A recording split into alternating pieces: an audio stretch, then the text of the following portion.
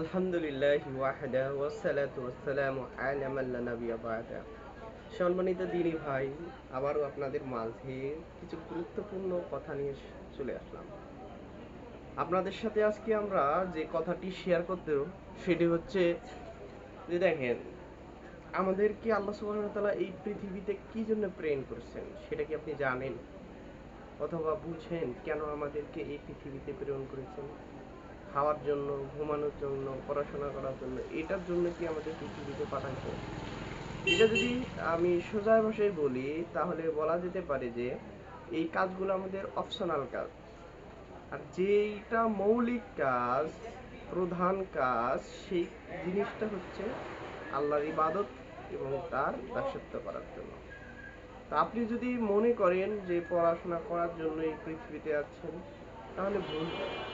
আপনি যদি মনে করেন আপনি শুধু বিবাহ শাদী, অর্থনৈতিক ব্যাংক ব্যালেন্স ইত্যাদি বিষয়ের জন্যই আছেন, তাহলে আপনি ভুলের মধ্যে আছেন।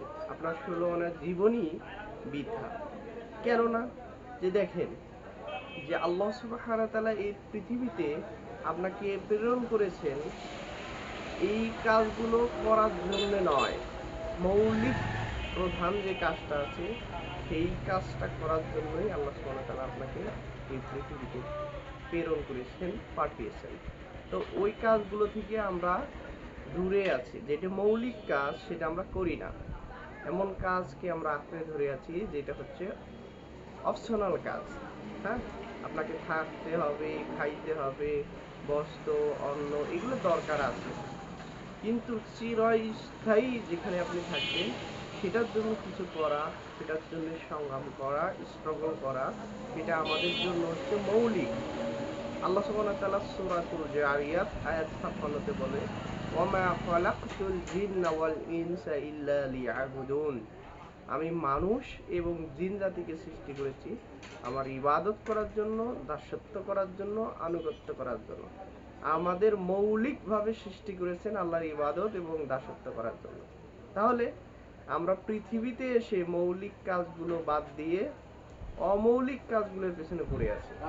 তো সেই জন্য আমাদেরকে চেষ্টা করতে হবে, কেন আল্লাহ সুবহানাহু ওয়া তাআলা এই পৃথিবীতে আমাদেরকে পাঠিয়েছেন, কোন উদ্দেশ্য, এই উদ্দেশ্যটাকে আমাদের চিন্তা করতে হবে। আপনি ঠান্ডা মাথায় যখন ঘুমাবেন তখন চিন্তা করবেন যে কেন আমি এই পৃথিবীতে আসছি, কি কারণে আসছি, কেনই বা আসছি। তো তাহলে অ্যান্সারটা মিলবে। কারণ আপনি এই পৃথিবীতে কে কে পাঠালো আপনাকে, কার রেফারেন্সে আসছেন, বা কেন আসলেন, এসে আপনি কি করছেন, বা কোন উদ্দেশ্যে আসছেন, এই বিষয়টা কিন্তু আপনাকে চিন্তা করতে হবে। আর যে উদ্দেশ্য নিয়ে আসছেন, যে উদ্দেশ্য বাস্তবায়ন করার জন্য আসছেন, সেটা হলো আল্লাহর দাসত্ব, আনুগত্য, এটা মৌলিক কাজ। আর যেগুলো আমরা করতেছি এটা হচ্ছে অমৌলিক কাজ। তো আমাদের যেন বেশি বেশি মৌলিক কাজ করার তৌফিক দান করে আল্লাহ সুবহানাহু ওয়া তাআলা আমাদের সবাইকে কবুল করুক। আমিন।